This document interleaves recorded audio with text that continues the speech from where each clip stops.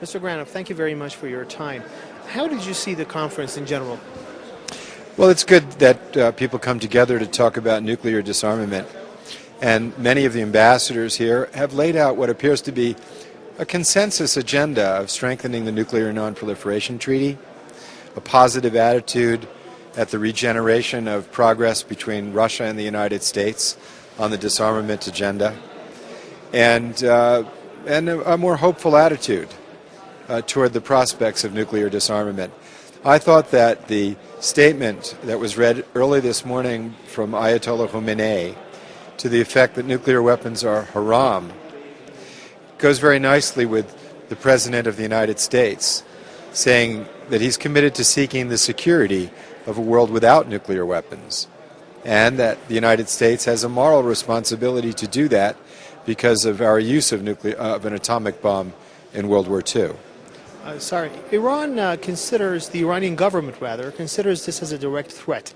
Comments made by President Obama excluding Iran and North Korea on countries that would not be attacked by nuclear weapons. How do you analyze that? It's a distortion of what President Obama said. President Obama said that negative security assurances would not be extended to countries that are not in compliance with their nuclear non-proliferation treaty obligations. That's not the same as a threat. And do you think that this would be just that countries such as the United States, Russia, France, and Britain, who are possessing a huge number of nuclear warheads, they are the ones that are at the moment updating their nuclear arsenal? Of course, they are eradicating the old ones, but there are here and there talks about the new generation of nuclear weapons. Do you think that these countries should be in a position to decide for countries who do not have these weapons over their nuclear activities, such as the nuclear activity of Iran over its nuclear energy program? Iran has a right to nuclear energy.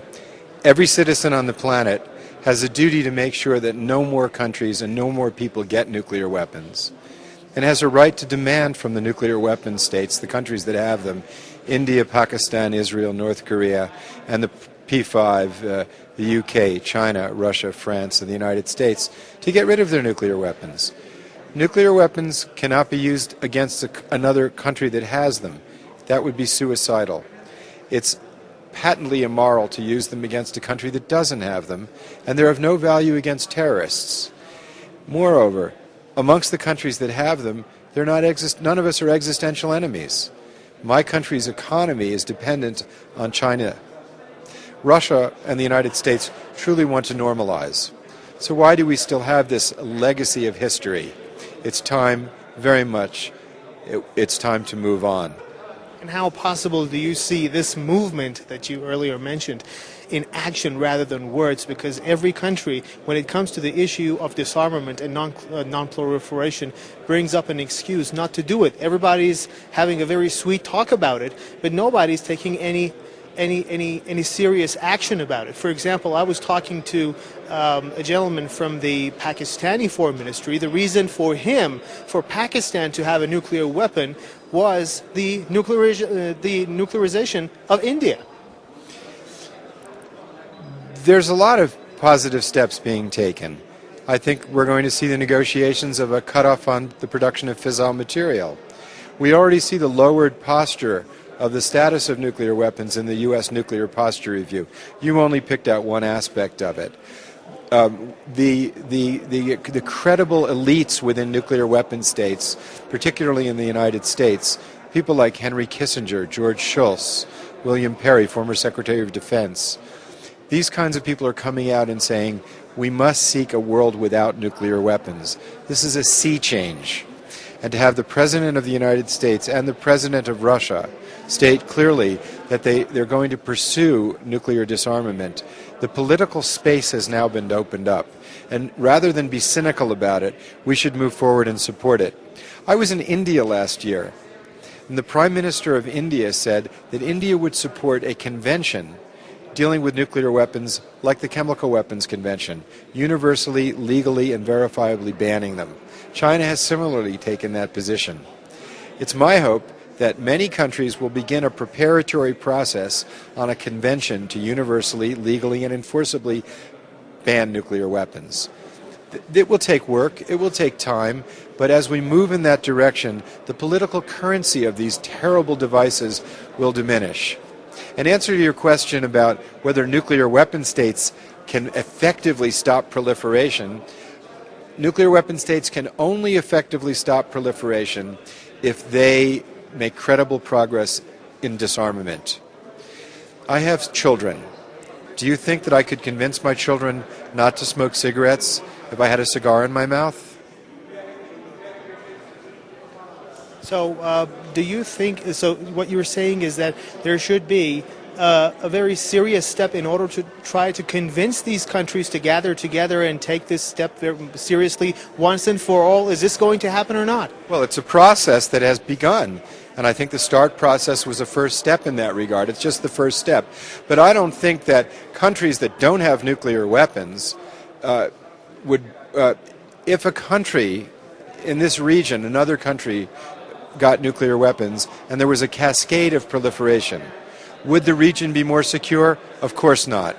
Were they of any value to the United States in the war in Vietnam? Absolutely not. Were they of any value to Russia when Russia was at war in Afghanistan? Absolutely not. Nuclear weapons are not of military value. They are a psychological tool of terror, and it's from a bygone era. Remember, the first proliferator was Nazi Germany, and the United States developed the Manhattan Project in response to that. And then the Soviet Union followed suit, and then we had 80,000 nuclear weapons. We now have to reverse that course. The Cold War is over. The Cold War is over. The walls of fear between peoples and countries that are generated by passionate rhetoric that plays to domestic constituencies has to be diminished, and the bridges of trust have to be created.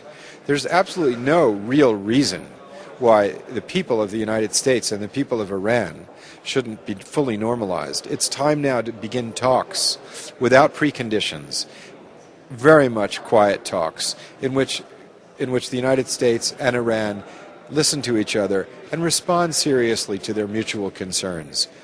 It's time now for Iran to give security assurances to all countries in the region and not make threatening remarks that create fear in Israel. It's time that the people of Palestine were in an environment where there was security and a cohesive, productive state for the Palestinian people could be created.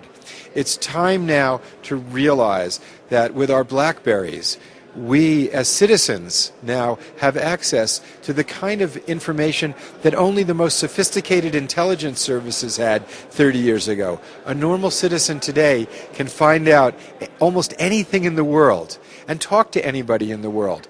Who could have imagined that 30 years ago?